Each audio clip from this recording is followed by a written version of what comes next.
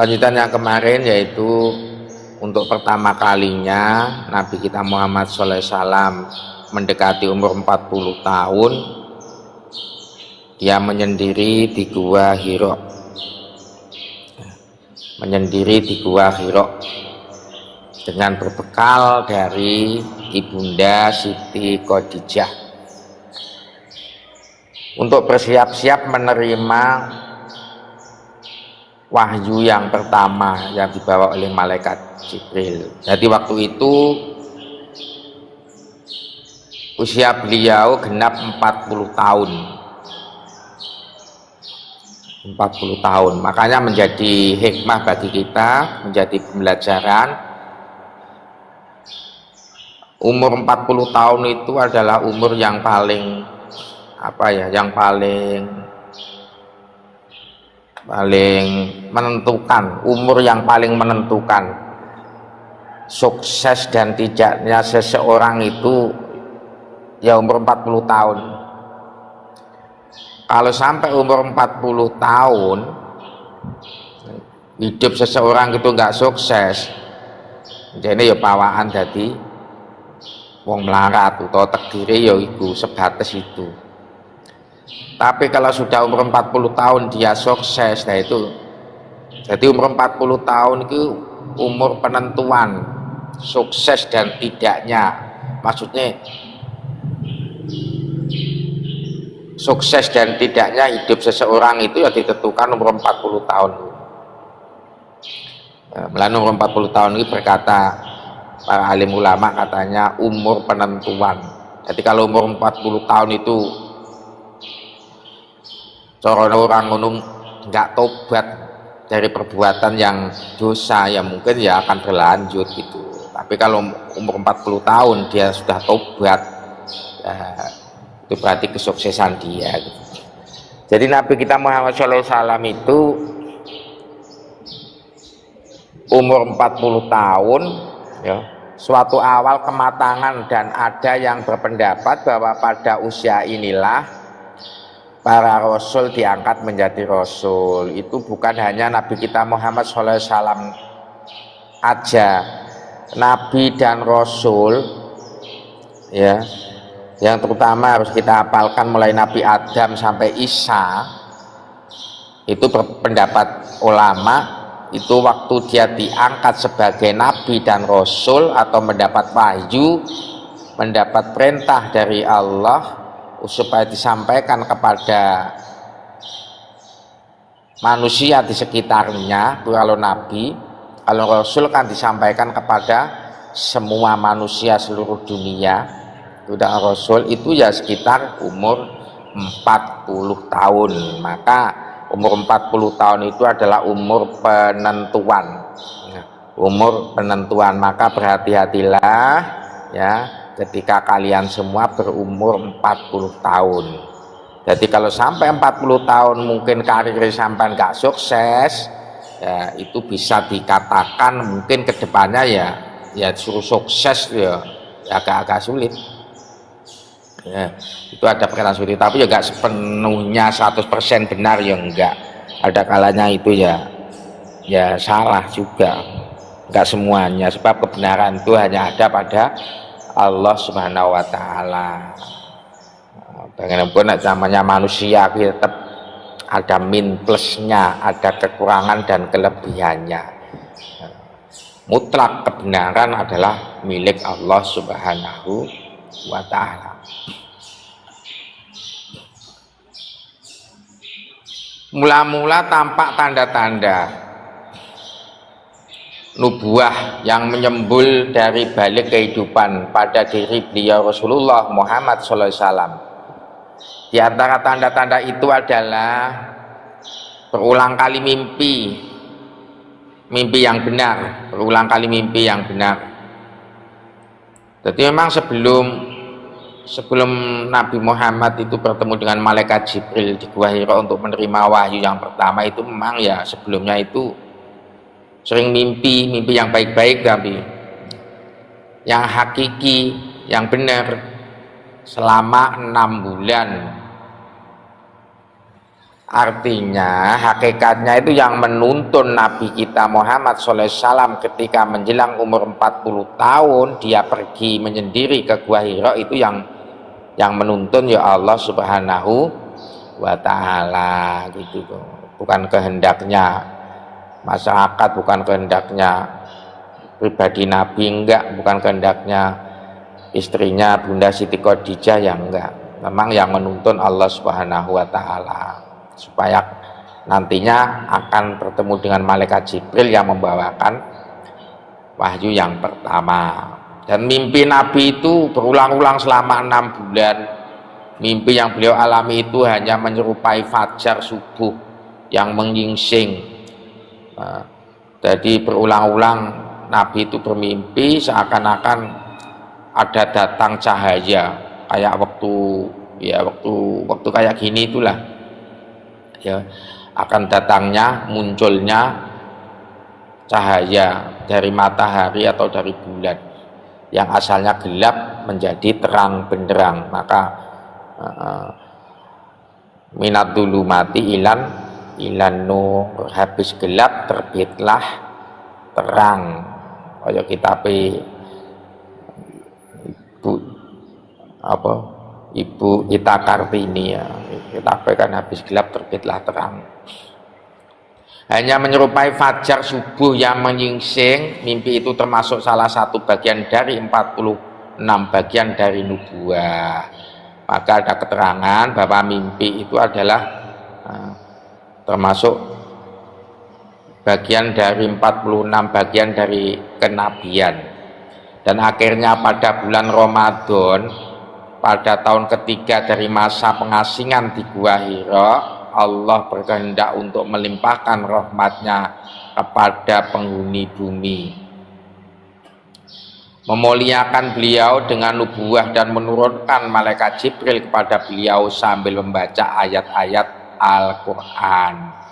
Nah, menurut ulama, yang pertama kali dibacakan malaikat Jibril kepada Rasulullah Muhammad SAW adalah surat Al-Iqra itu.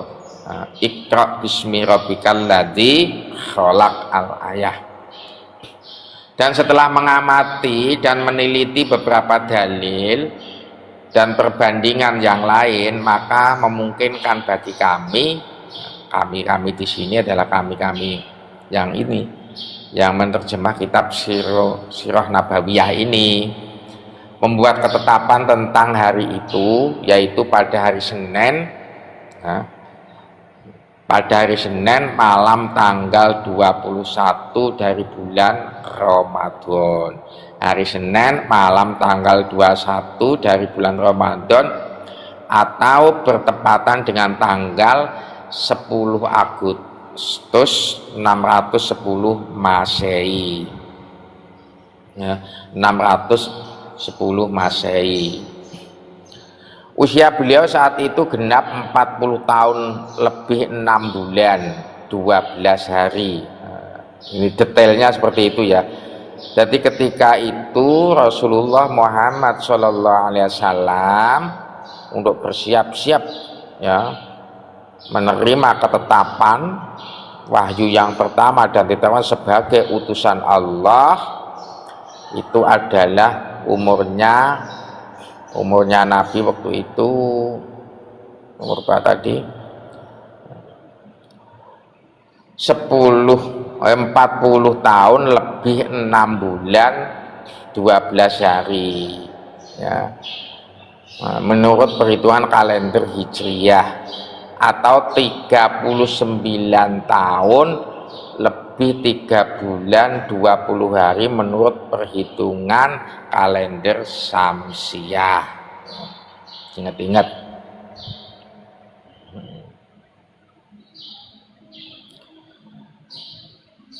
Ibnu Hajar berkata, Al-Baihaqi mengisahkan bahwa jangka waktu datangnya mimpi itu selama 6 bulan.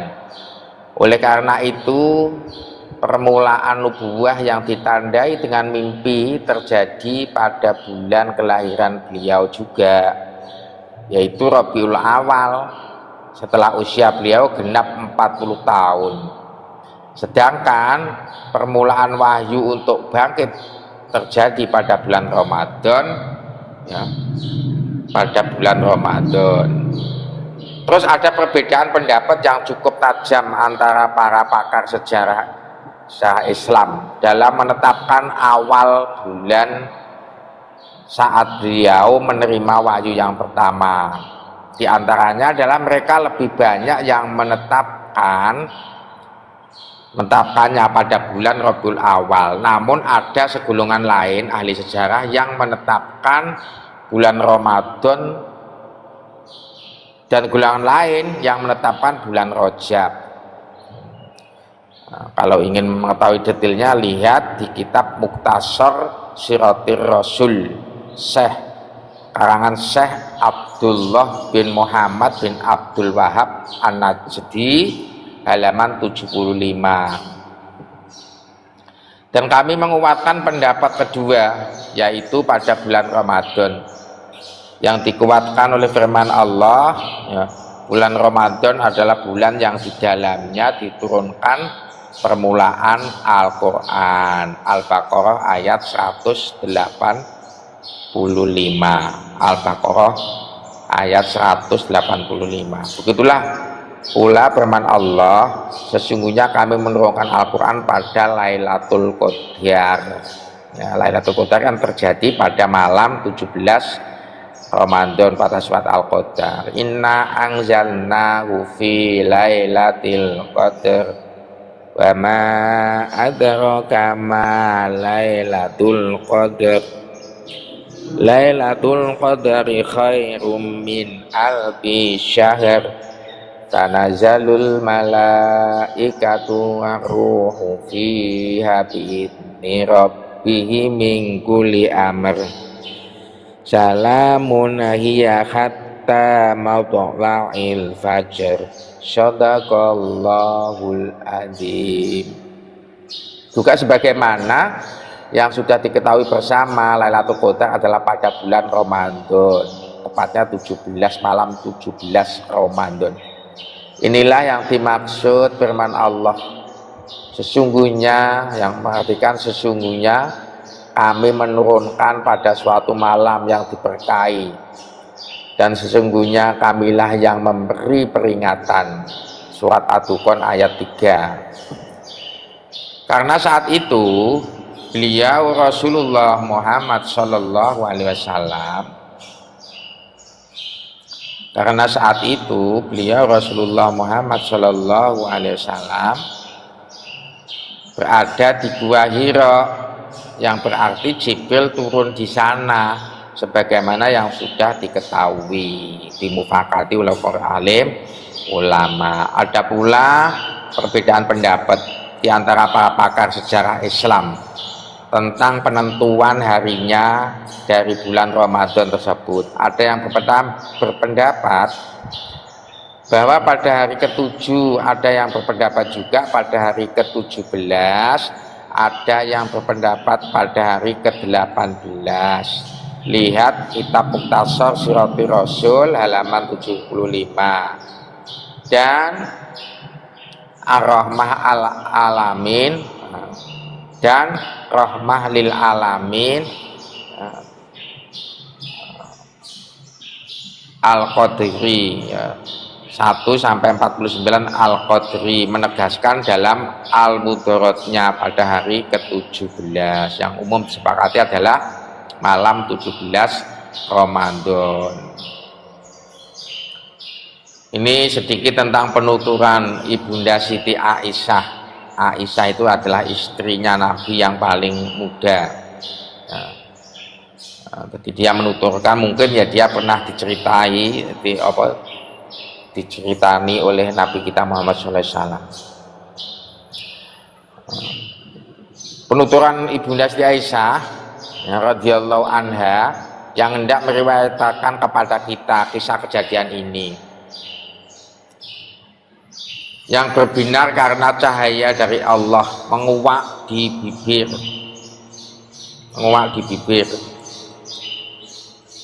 menguak tabir kegelapan, kekufuran dan kekesesatan hingga dapat mengubah jalan kehidupan dan meluruskan garis sejarah. Maka dia berkata, awal permulaan wahyu yang datang pada Rasulullah Muhammad sallallahu alaihi wasallam, Allahumma shalli wa sallim barik alaih, ialah berupa mimpi yang hakiki di dalam tidur beliau. Beliau tidak melihat sesuatu di dalam mimpinya, melainkan ada sesuatu yang datang menyerupai fajar subuh, seperti akan munculnya matahari gitu. Kemudian beliau paling suka mengasingkan diri. Beliau menyendiri di gua Hira yang ada di Jabal Nur itu, dan beribadah di sana pada malam-malam hari sebelum pulang ke keluarga dan mengambil bekal. Beliau menemui Khadijah dan mengambil bekal seperti biasanya hingga datang kebenaran. Tatkala beliau sedang berada di Gua Hira, malaikat mendatangi beliau seraya berkata, bacalah, yaitu malaikat Jibril alaihissalam dengan membacakan ayat Iqra bismi rabbikal ladzi khalaq. Dan berikut ini adalah penuturan beliau, aku tidak bisa membaca. Dia malaikat Jibril memegangiku dan merangkulku hingga aku merasa sesak. Kemudian Nabi Shallallahu Alaihi Wasallam dirangkul oleh malaikat Jibril, dipegang, kemudian melepaskanku, kemudian dilepaskan lagi, seraya berkata lagi, bacalah, Iqra ya Muhammad, Iqra ya Muhammad. Aku menjawab, aku tidak bisa baca. Aku tidak bisa baca.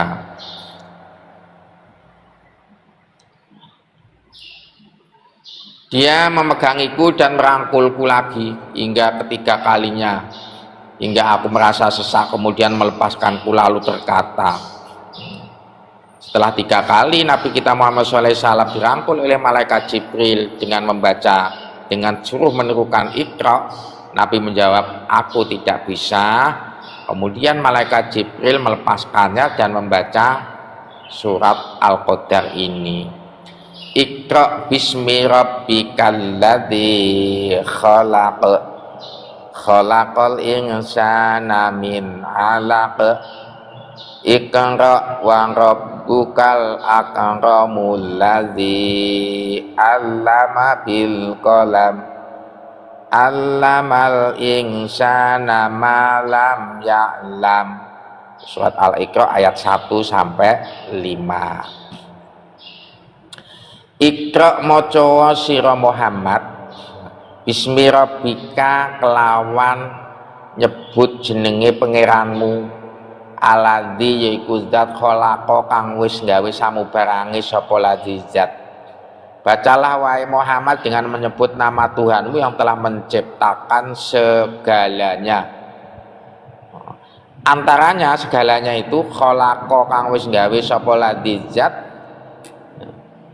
al insana ing manusa, min alakin saking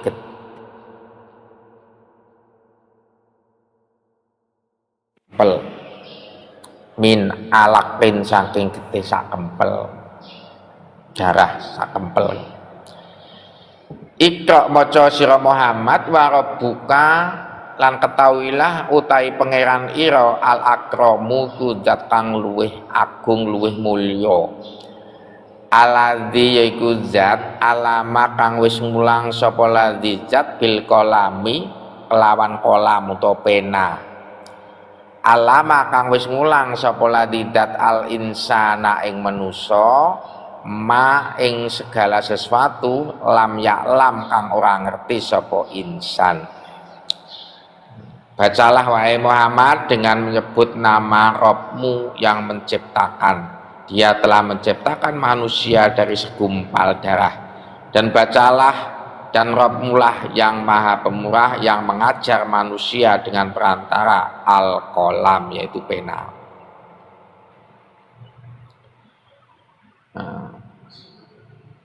Ini yang mengisahkan katanya begini, kami menguatkan pendapat yang menyatakan pada tanggal 21, sekalipun kami tidak melihat orang yang menguatkan pendapat ini, sebab semua pakar biografi atau setidak-tidaknya mayoritas di antara mereka sepakat bahwa beliau diangkat sebagai Rasul itu pada hari Senin. Hal ini diperkuat riwayat para imam hadis dan Abu Qatadah bahwa Rasulullah Muhammad SAW pernah ditanya tentang puasa hari Senin, maka beliau menjawab, kenapa engkau kok berpuasa pada hari Senin wahai Rasulullah? Rasulullah menjawab, pada hari inilah aku dilahirkan, dan pada hari ini pula turun wahyu yang pertama kepadaku. Dalam lafaz lain disebutkan, itulah hari aku dilahirkan, dan pada hari itu pula aku diutus sebagai Rasul, atau turun kepadaku wahyu penetapan Nabi sebagai Rasul. Maka kalau orang Jawa nggawe titen-titen biasa iku nek duwe anak niku diamong-amongi, disyukuri setiap hari kelahirannya, diulang tahuni ya, disyukuri, yaitu itba ya pada Nabi kita Muhammad Shallallahu Alaihi Wasallam, sebab Nabi ki mendapat kemuliaan penetapan sebagai Rasulullah, yaitu adalah tepat di hari kelahirannya. Artinya kalau kita mengikuti itba pada cerita kisah ini, pada kelahiran anak kita syukuri itu supaya anak kita kelak akan menjadi ya anak yang tinggi derajatnya, anak yang soleh solihah, iku maksude. Jadi among-amongi atau mensyukuri kelahirannya anak atau ulang tahun itu memang ada sanadnya sampai Rasulullah ketika dia pertama kali mendapat wahyu dari Allah Subhanahu wa ta'ala. Dan pada hari ini pula, kata Nabi, turun wahyu yang pertama kepadaku. Dalam lafaz lain disebutkan, itulah hari aku dilahirkan, dan pada hari itu pula aku diutus sebagai Rasul, atau turun kepadaku wahyu. Lihat Sahih Muslim halaman 1-368. Oke, Ahmad, hadis Ahmad halaman 5-299, terus Al-Baihaqi 4-286-300. Al-Hakim 2-02. Hari Senin dari bulan Ramadan pada tahun itu jatuh pada tanggal 7, 14, 21 dan 28. Adapun beberapa riwayat yang sahih telah menunjukkan bahwa Lailatul Qadar tidak jatuh kecuali pada malam-malam ganjil dari 10 hari terakhir dari bulan Ramadan. Jadi jika kami membandingkan antara firman Allah, sesungguhnya kami menurunkannya Al-Quran pada Lailatul Qadar, dengan riwayat Abu Qatadah bahwa hari diutusnya beliau sebagai Rasul jatuh pada hari Senin, serta berdasarkan penelitian ilmiah tentang jatuhnya hari Senin dari bulan Ramadan pada tahun itu, maka jelaslah bagi kami bahwa diutusnya beliau Muhammad Rasulullah SAW sebagai Rasul jatuh pada malam tanggal 21 dan dari bulan Ramadan. Ini menurut pendapat lain. Kemudian Rasulullah SAW mengulangi bacaan ini. Ini menurutkan cerita yang tadi sebelum membacakan kisah-kisah sanad riwayat dari para alim ulama itu tadi. Rasulullah SAW mengulangi bacaan ini dengan hati yang bergetar, lalu pulang. lalu pulang menemui Ibunda Siti Khadijah binti Khuwailid. Jadi Ibunda Siti Khadijah itu putrinya Khuwailid ya, artinya Khuwailid ini adalah ayahandanya Ibunda Siti Khadijah. Seraya bersabda, selimutilah aku. Jadi Nabi pulang dari Gua Hira itu memang takut yang amat sangat, sebab dia selama hidupnya nggak pernah mengalami keadaan situasi yang seperti itu, bertemu dengan makhluk yang lain yang berwibawa. Nah, maka beliau diselimuti. Ya umpamanya kita selama ini kan nggak pernah melihat apa ya, makhluk gaib, genderuwo, apa kuntilanak. Dadak kita melihat, seselamanya belum pernah. Lah itu nanti kan ada reaksi ya, ada reaksi antara apa itu, energi positif dan negatif yang ada di tubuh kita, nanti ada reaksinya kan gitu. Begitu juga Nabi kita Muhammad SAW, yaitu sepulang dari Gua Hira ya, setelah mengalami kejadian tadi, bertemu dengan malaikat Jibril yang disuruh baca surat Al-Iqra, maka dia amat sangat kedinginan. Maka dia minta kepada istrinya Ibunda Siti Khadijah untuk diselimuti. Wahai Khadijah, aku kedinginan, selimutilah aku.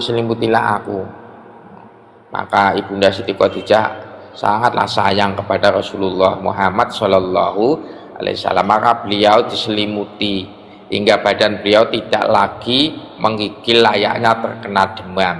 Ya kayak terkena demam gitu loh, panas dingin.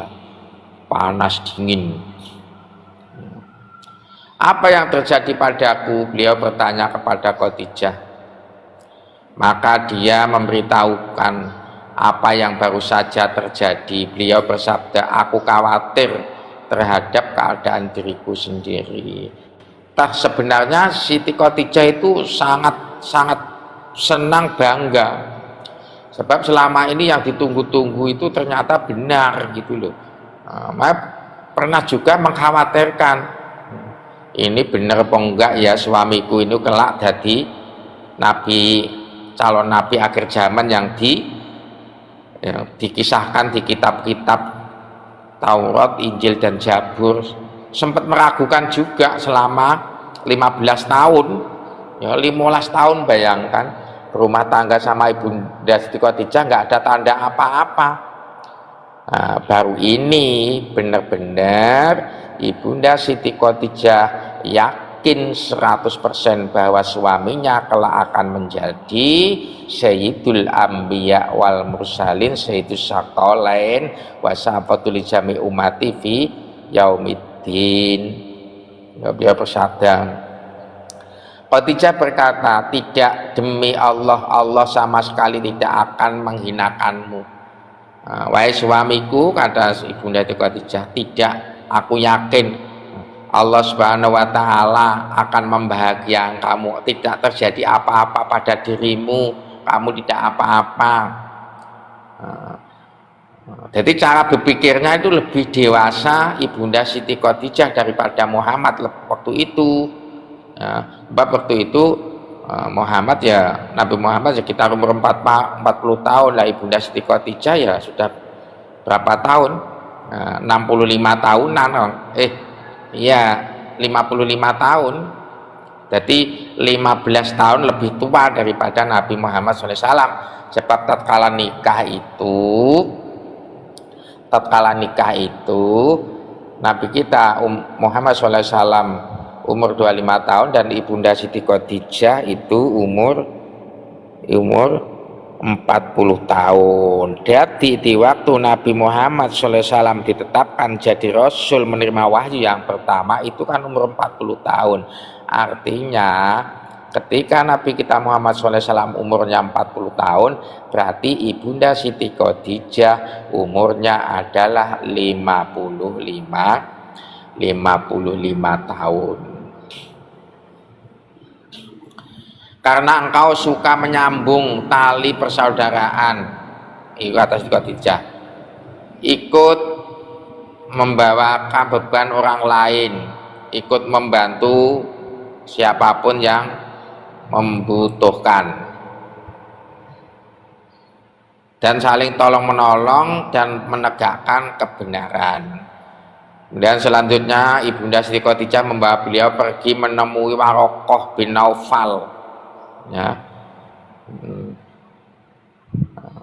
Jadi Nabi kita Muhammad SAW bercerita kepada Ibunda Siti Khadijah bahwa tadi gini-gini di Gua Hira aku bertemu ini dan disuruh begini-begini sampai aku takut dan kedinginan. Akhirnya ya, Ibunda Siti Khadijah itu membawa seorang pintar, ya, pendeta yang pintar, namanya Warokoh bin Naufal bin Asad bin Abdul Uzza, anak paman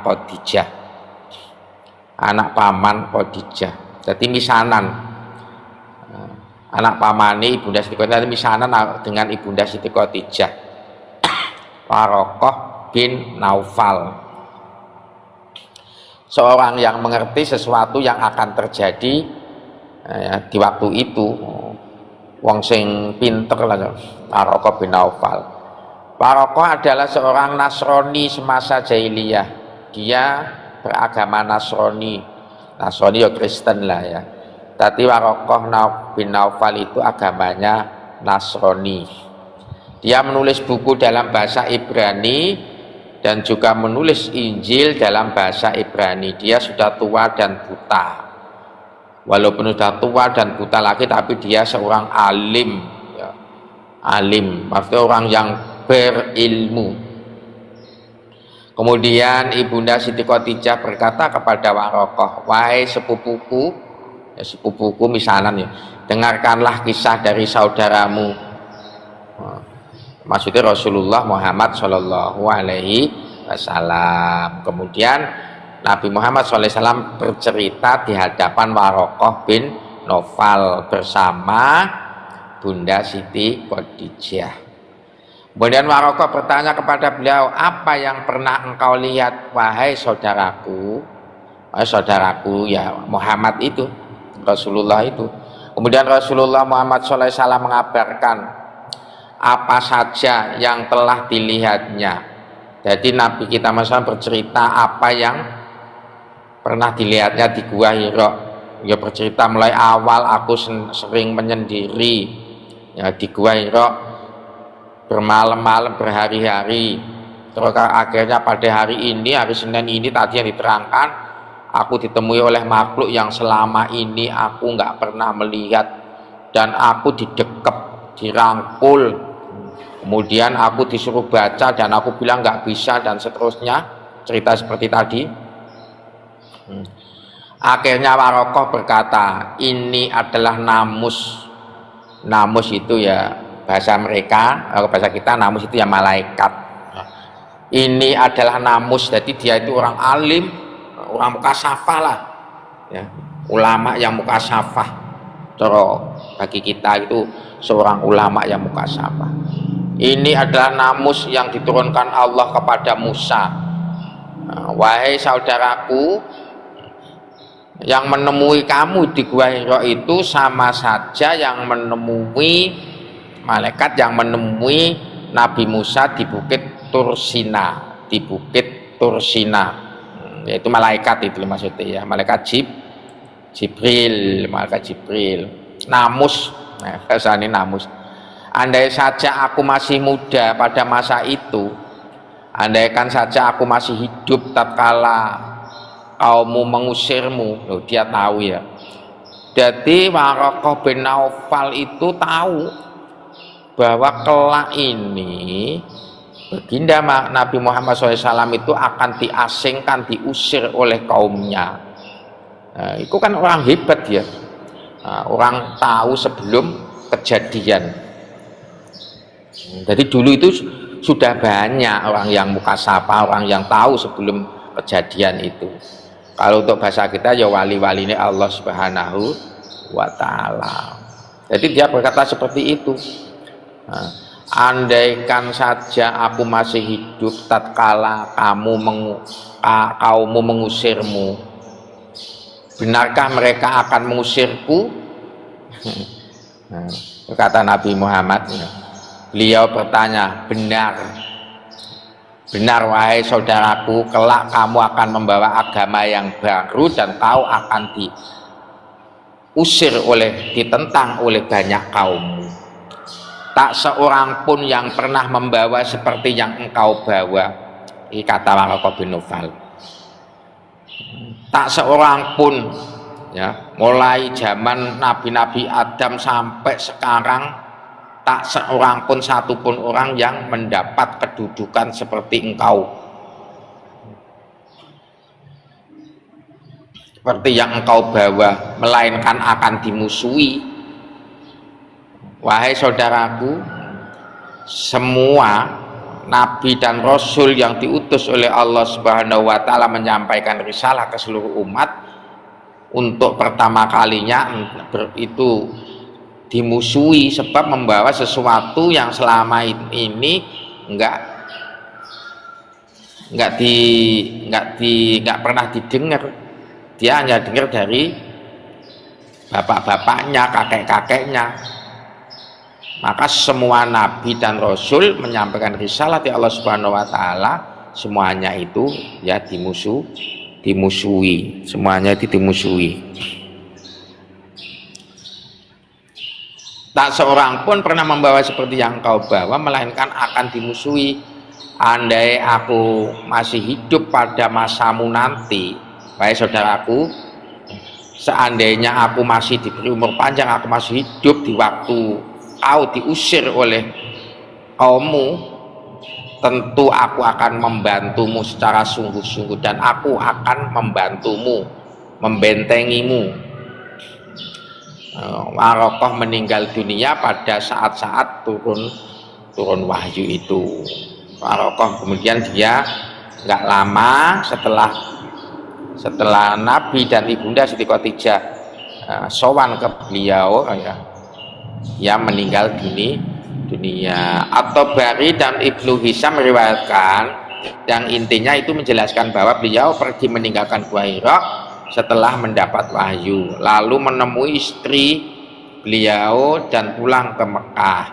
Adapun riwayat At-Tabari menyebutkan sekilas tentang sebab keluarnya beliau dari Gua Hira. Inilah riwayatnya. Nah, jadi Rasulullah Muhammad SAW bersabda, tidak ada makhluk Allah yang paling kubenci selain dari penyair atau orang yang tidak waras. Aku tidak kuat untuk memandang keduanya. Beliau juga bersabda, yang paling ingin kujauhi adalah penyair atau orang yang tidak waras, sebab orang-orang Quraisy senantiasa berbicara tentang diriku dengan syair-syair itu. Rasanya ingin aku mendaki gunung yang tinggi lalu menerjunkan diri dari sana agar aku mati saja sehingga aku bisa istirahat dengan tenang. Beliau bersabda lagi, maka aku pun pergi dan hendak melakukan hal itu, namun di tengah gunung tiba-tiba aku dengar suara yang datangnya dari langit dan berkata, wahai Muhammad, engkau adalah Rasul Allah dan aku adalah malaikat Jibril. Kemudian aku mendongakkan kepala ke arah langit, yang ternyata di sana ada Jibril dalam rupa seorang laki-laki dengan wajah yang berseri. Kedua telapak kakinya menginjak ufuk langit seraya berkata, wahai Muhammad, engkau adalah Rasul Allah dan aku adalah Jibril. Kemudian aku berdiam diri sambil memandangnya, bingung apa yang hendak aku kerjakan, tidak berani melangkah maju atau mundur. Aku memalingkan wajah dari arah yang ditempati Jibril di ufuk langit. Akan tetapi setiap kali aku memandang arah langit yang lain, di sana juga tetap ada Jibril. Jadi dimanapun dia memandang ke langit, di situ tetap ada malaikat Jibril. Menghadap ke selatan, ufuk selatan, Jibril di sana. Memalingkan wajahnya ke utara, Jibril juga di sebelah utara. Gitu seterusnya. Seperti yang kulihat, aku tetap diam. Dan tak lama selangkah kaki pun maju ke depan atau surut ke belakang. hingga akhirnya Khadijah mengirim beberapa orang untuk mencariku, bahkan mereka sampai ke Mekah dan kembali lagi menemui Khadijah tanpa hasil. Artinya orang tersebut tidak bertemu denganku, padahal aku tetap berdiri seperti semula di tempatku berdiri. Kemudian Jibril pergi dariku dan aku pun pulang kembali menemui keluargaku, menemui Siti Khadijah istriku. Dan sesampainya di rumah, aku langsung duduk di atas paha Khadijah. Saya minta pangku, maksudnya duduk di atas paha Khadijah, minta pangku sambil bersandar kepadanya. Wahai Abu Qasim, kemana saja engkau tadi? Ditanya oleh Ibunda Siti Khadijah. Demi Allah, aku telah mengirim beberapa orang untuk mencarimu hingga mereka sampai ke Mekah, namun kembali lagi tanpa hasil, kata Khadijah. Kemudian aku memberitahukan apa yang telah kulihat. Kemudian dia berkata, bergembiralah wahai anak pamanku dan teguhkanlah hatimu demi diri Khadijah yang ada di tangannya. Aku benar-benar sangat berharap engkau menjadi nabi akhir zaman di umat ini. Setelah itu Ibunda Siti Khadijah beranjak pergi untuk menemui Warokoh dan mengabarkan kepadanya. Warokoh berkata, Maha suci, ya. Subhanallah, subhanallah, coba bahasa sekarang. Demi diri Warokoh yang ada di tangannya, namus yang besar yang pernah datang kepada Musa kini telah datang kepadanya, kepada Nabi Muhammad Shallallahu Alaihi Wasallam. Dia adalah benar-benar Nabi umat ini.